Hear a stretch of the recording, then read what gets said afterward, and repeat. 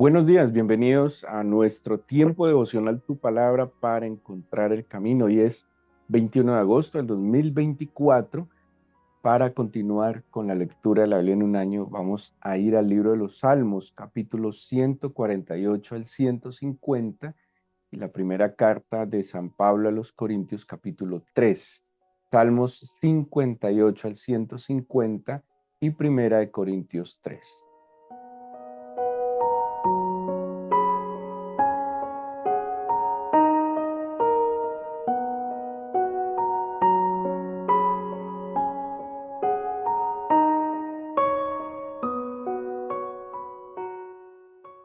Quiero invitarlos a que me acompañen a la carta a los Corintios y que iniciáramos nuestra lectura desde el capítulo 2. Pablo va a hacer una distinción muy importante en lo que está hablando con la iglesia de los Corintios, eh, particularmente la iglesia de los Corintios tuvo una cercanía especial con Pablo. Pablo estuvo dentro de, tanto en Corinto como en Éfeso, fueron las dos ciudades donde Pablo más tiempo estuvo haciendo ministerio.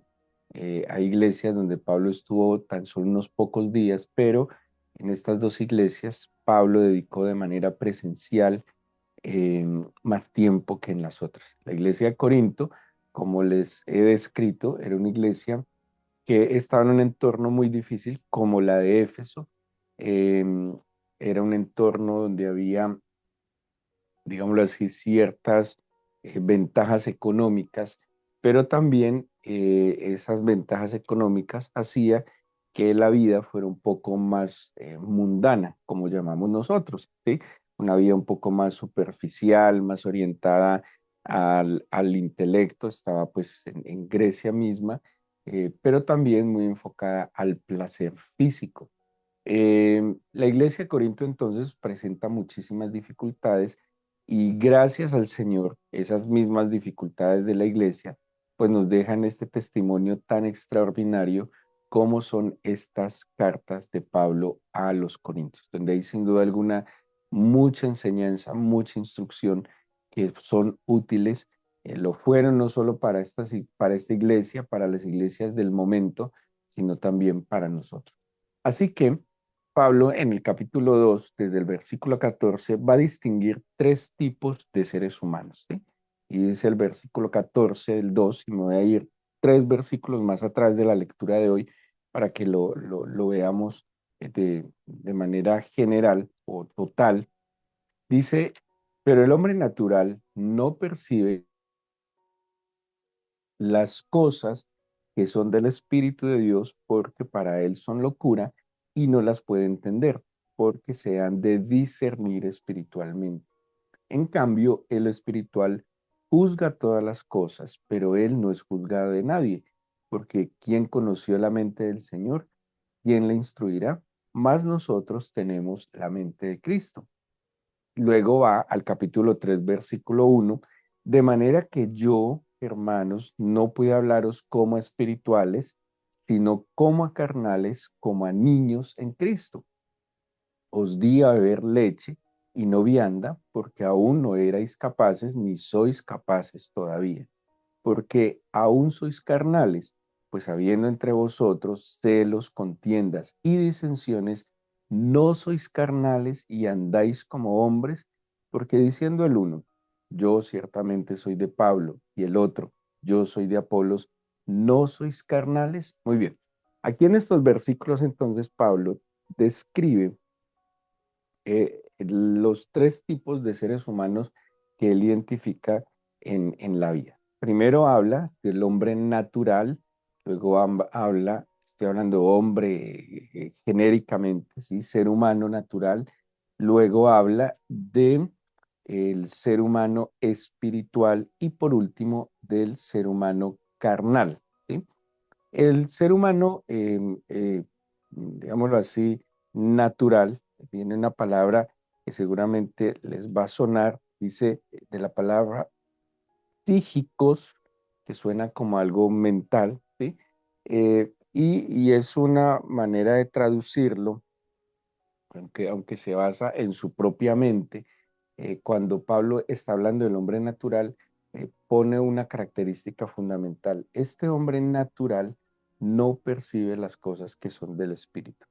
Cuando se usa esta palabra psíquicos, también se utiliza para referirse a los animales, ¿sí? Muy tenaz, porque el ser humano comparte una naturaleza esencial con los animales. ¿Cuál? Esa naturaleza instintiva, ¿sí? Es una naturaleza, digámoslo así, que le permite experimentar necesidades como el hambre, el frío, el sueño, el cansancio, ¿sí? Compartimos una esencia, una naturaleza con los animales, ¿sí? Donde seguramente por instinto buscamos alimento, por instinto buscamos refugio, son como los mismos instintos de supervivencia que tienen los animales. Entonces, es fuerte porque Pablo está diciendo que hay un ser humano que es semejante, como lo dice el mismo, lo va a decir el mismo Santiago cuando habla que hay una sabiduría celestial, una sabiduría divina y una sabiduría humana, y cuando habla de la sabiduría humana dice que es animal, que es bestial, ¿sí? Entonces Pablo está diciendo que hay un hombre instintivo, natural, cuyo espíritu no está activado, eso es lo que quiere decir, cuyo espíritu no está avivado, es un hombre que vive instintivamente, o sea que ¿a qué lo lleva? A satisfacer sus necesidades esenciales, voy a decirlo fisiológicas en el sentido del hambre, del frío, pero también seguramente sus instintos naturales, sus deseos, sus pasiones, y es un hombre que está viviendo así. William Barclay comenta y dice que este hombre natural está tan involucrado en el mundo que no existe nada más allá para él, o sea, que ¿qué existe? Lo que decía Epicuro, comamos y bebamos que mañana moriremos, ¿sí? O sea, es un ser humano que solo vive al día, lo que el día le proporcione, el placer que el momento le proporcione, el lujo que el momento le proporcione. No, no tiene manera de pensar más allá, sino que solo está planeando el deleite de cada día. Y Pablo está diciendo que este hombre natural no puede, ¿sí? Le es imposible percibir las cosas que son del Espíritu. ¿Qué dice de hecho? Para él son locura y no las puede entender. Entonces, seguramente a través de los años hemos visto cómo muchos han juzgado la fe y como dice el mismo profeta Oseas, a lo bueno llaman malo y a lo malo llaman bueno, ¿sí? Entonces, una persona que trate de ser íntegra, correcta, que hable con la verdad, una persona fiel, una persona leal, una persona disciplinada, una persona que tenga misericordia de los demás es, no sé, visto como tonto, alienado, esclavo, que no tiene libre pensamiento, ¿sí? A través de los años, a través de la historia, se ha visto o el hombre natural percibe que las cosas del espíritu son una locura, no las discierne, no tienen idea de que hay una eternidad, eh, simplemente viven por el momento, el presente, ¿sí? Y eso que viven por el presente, pero obviamente llevando un lastre muy pesado de su pasado. Entonces Pablo primero distingue este hombre natural. Luego nos habla del hombre espiritual, el hombre que en griego viene la palabra neumatikoi, que de ahí viene neuma, que es aire. Por eso lo que tiene que ver con todos los prefijos, sufijos que llevan esta partícula neuma, tienen que ver con aire, ¿sí? Ahí viene lo que tiene que ver con los pulmones, neumático también viene de esta raíz que quiere decir aire. Aire es espíritu. Entonces, hay otro hombre espiritual. ¿Qué dice el hombre espiritual? Dice, el espiritual juzga todas las cosas. Porque, ojo con esto, juzga todas las cosas no es que critica, ¿sí? El hombre espiritual no es que tenga un derecho a criticar todas las cosas. Cuando hablamos de juicio, estamos hablando de razón, ¿sí? Que tiene una mente clara, que discierne, así como el natural no discierne. Para el natural lo bueno es malo, lo malo es bueno. Para el natural las cosas tienen otra lógica. ¿Sí ven? El hombre espiritual tiene juicio, ¿sí? El hombre espiritual tiene el razonamiento claro, entonces puede discernir. Como él tiene juicio, juzga todas las cosas, ¿sí? Entonces él constantemente está distinguiendo, es como si estuviera en todas las áreas de su vida y en todos los escenarios en los que se desenvuelve, está separando lo bueno de lo malo. Por eso juzga todas las cosas, ¿sí? Constantemente cuando se está enfrentando a cualquier situación, a una decisión, a un negocio, a una conversación, lo que sea, siempre está juzgando si es bueno o si es malo. Es algo que está inherente a la persona espiritual. Tiene esa sensibilidad de estar distinguiendo todas las cosas. Aplica el juicio a todas las cosas. Si esta conversación es buena, edificante, esta conversación lleva a algo bueno o esta conversación no lleva a nada bueno, entonces siempre está separando, ¿sí? Distingue, separa. Dice entonces que además de que el espiritual juzga todas las cosas, dice, él no es juzgado de nadie, porque ¿quién conoció la mente del Señor? ¿Quién le instruirá? Y dice Pablo, más nosotros tenemos la mente de Cristo. Este hombre espiritual o esta persona espiritual es sensible al espíritu.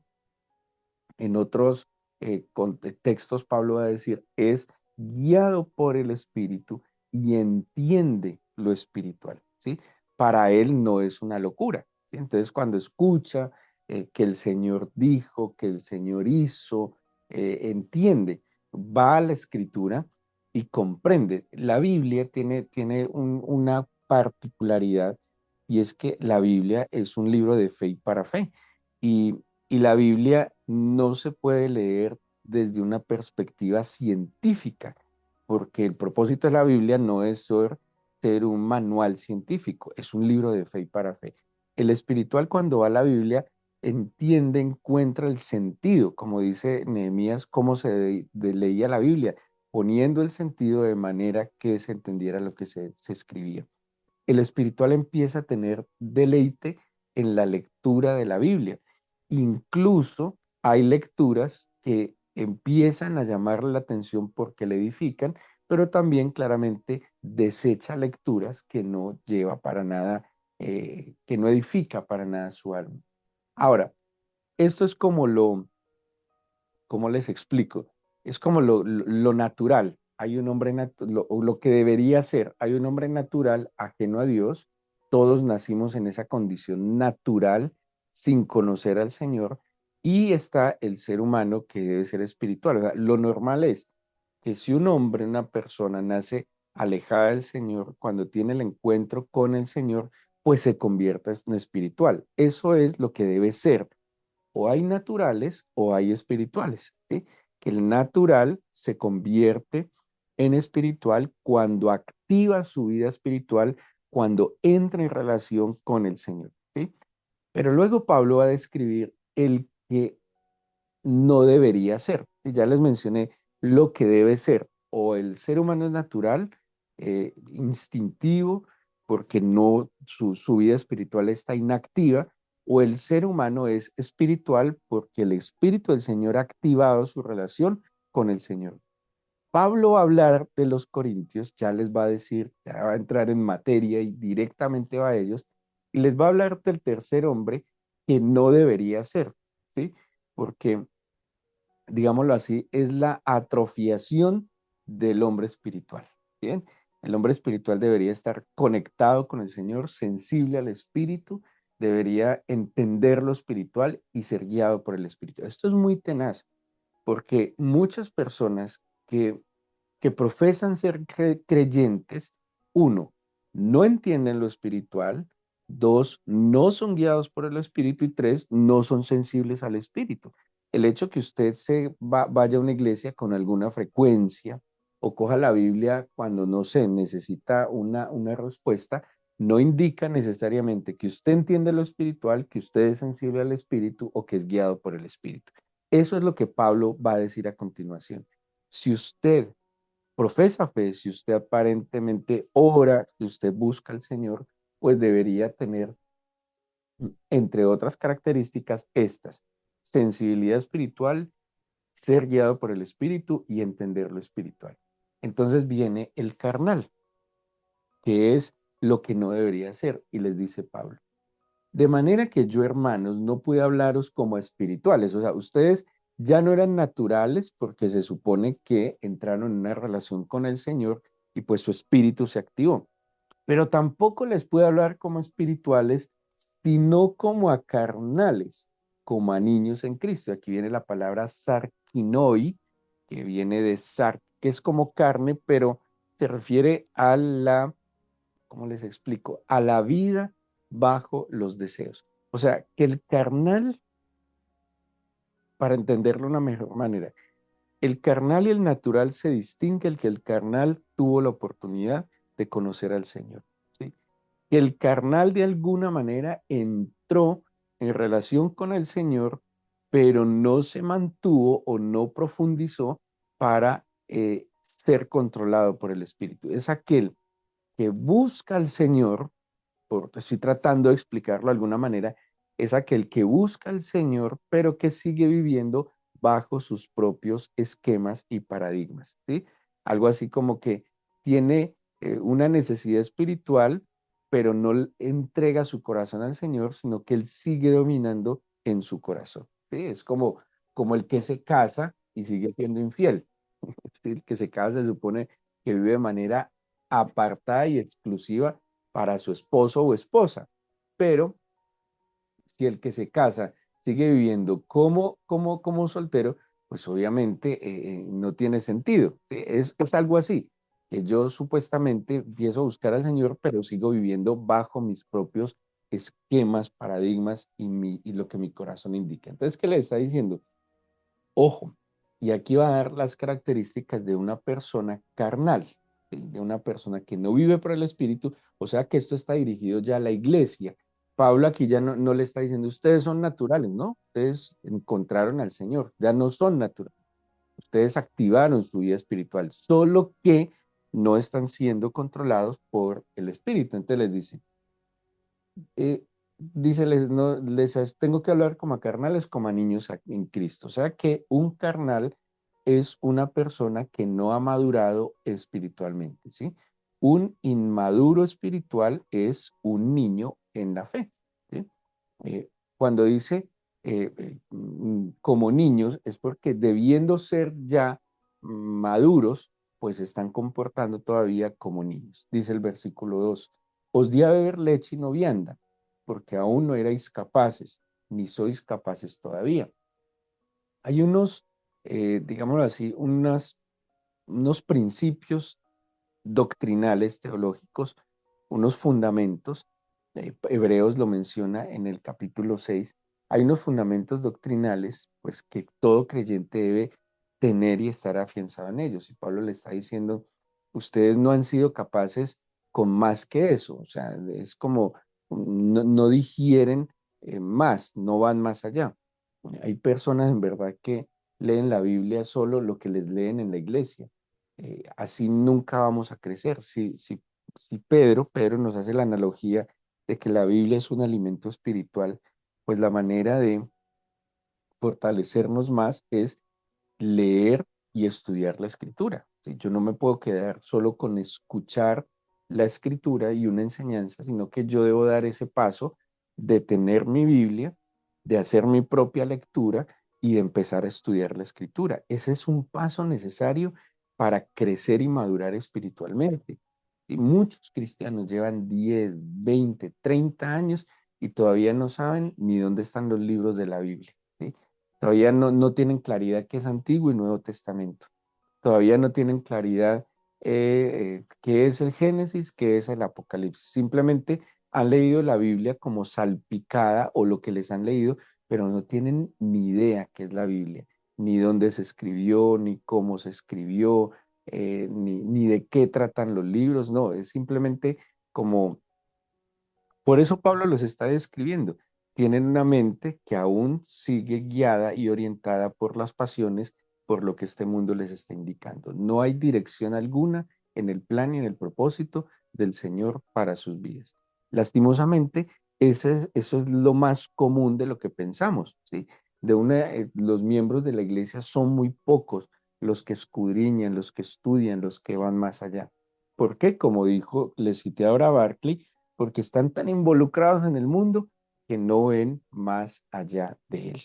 Dice luego, Pablo va a dar unas características de este hombre pues, carnal, el que no debería ser.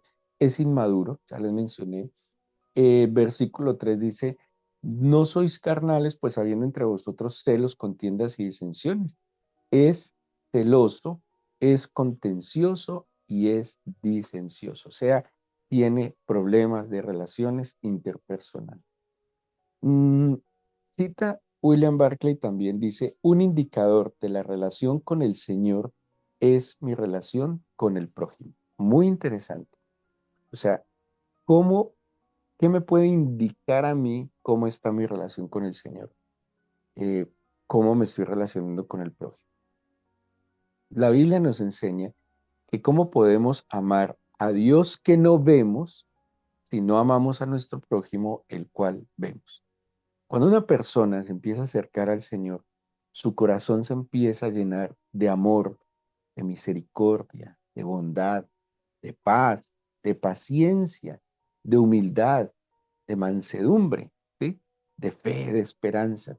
Y ese corazón que se llena de estos atributos divinos, pues empieza a sensibilizarse ante el prójimo, ¿sí? Entonces, un indicador de que usted se está acercando al Señor y que su comunión con el Señor se está fortaleciendo, es cuando usted deja de criticar y de juzgar al otro, cuando deja de menospreciar al otro porque sea, no sé, diferente a usted o piense diferente a usted, cuando usted empieza a ver al otro con misericordia, ¿sí? No con alcahuetería, porque eso es otra cosa.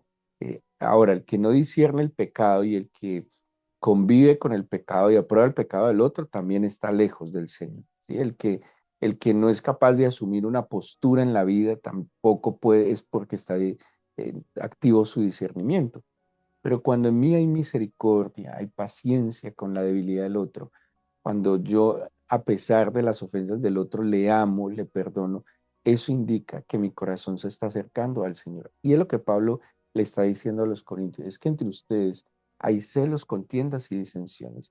Hay situaciones, hay condiciones que dificultan la buena relación entre ustedes. Incluso les va a decir en el 4 porque ciertamente el uno dice, yo soy de Pablo, y el otro, yo soy de Apolos, no sois carnales. Y la otra característica es que se empiezan a dar partidismos, sectarismos, divisiones, preferencias. ¿Sí? Entonces dice, Pablo fue apóstol y Apolos también fue un servidor en la iglesia de Corintios, como si hubiesen tenido dos pastores o dos líderes en diferentes tiempos. Entonces algunos decían, no, a mí me gusta más como enseña Pablo, no, a mí me gusta más como Pablo hace las cosas, no, yo soy de Apolos porque Apolos tiene un estilo que me agrada más. ¿Sí? Y Pablo le está diciendo, es que usted simplemente debe recibir lo que venga del Señor. ¿Sí? Seguro que uno tiene identificación con ciertas personas, eso es válido, pero no al punto de dividirse, ¿sí? No al punto de decir, no, yo me quedo con esta persona o con aquella. El partidismo es una evidencia también de ¿cómo se dice? La carnalidad que describe Pablo. Pablo dice que es Apolos, que es Pablo, nosotros no somos nada, nosotros solo somos instrumento del Señor, porque en últimas quien da el crecimiento es el Señor. Tenemos entonces estos tres personajes: carnal, espiritual y natural. Nosotros debemos procurar ser espirituales, ¿sí? Ya lo vimos claramente que el carnal es el que no debería estar en la ecuación, no es el deber ser.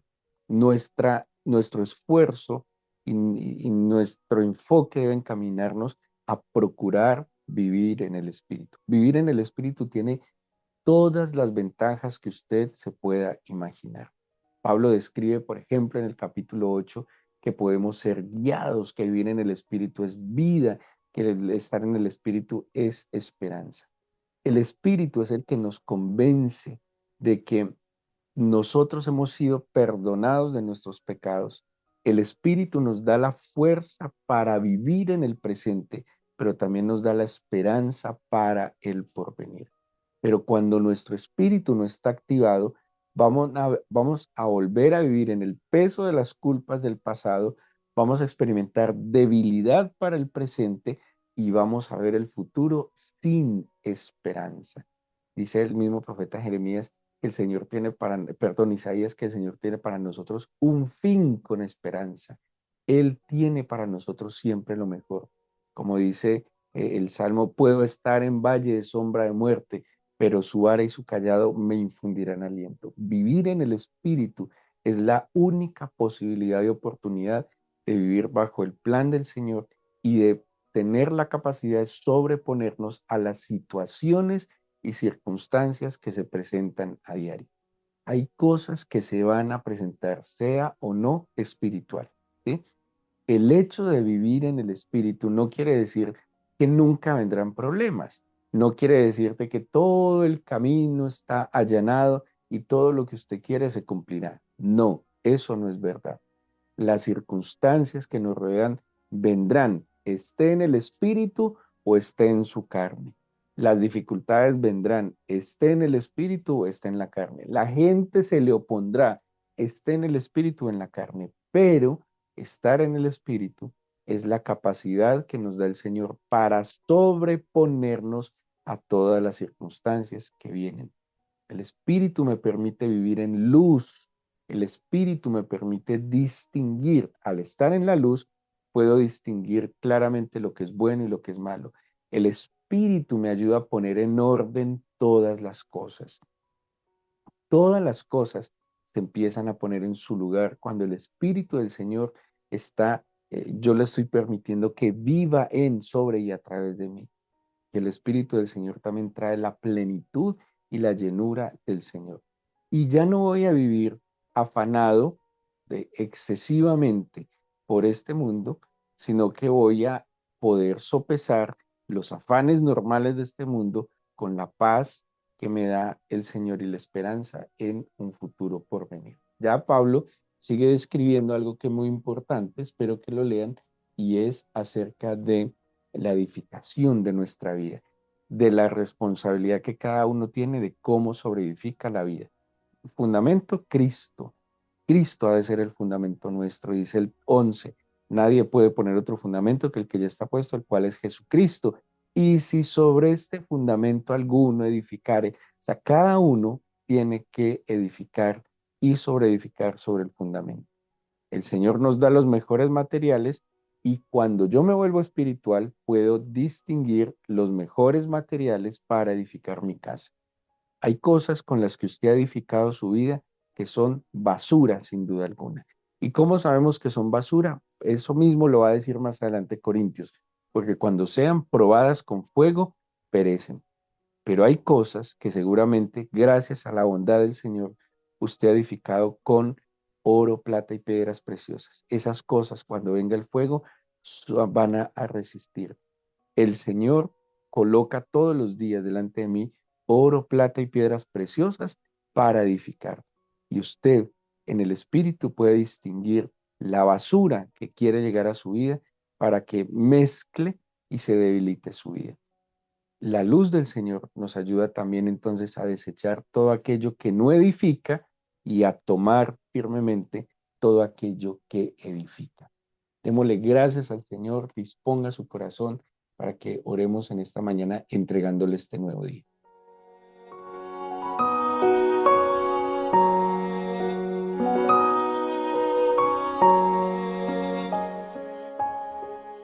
Quiero pedirte humildemente, Señor, una cosa.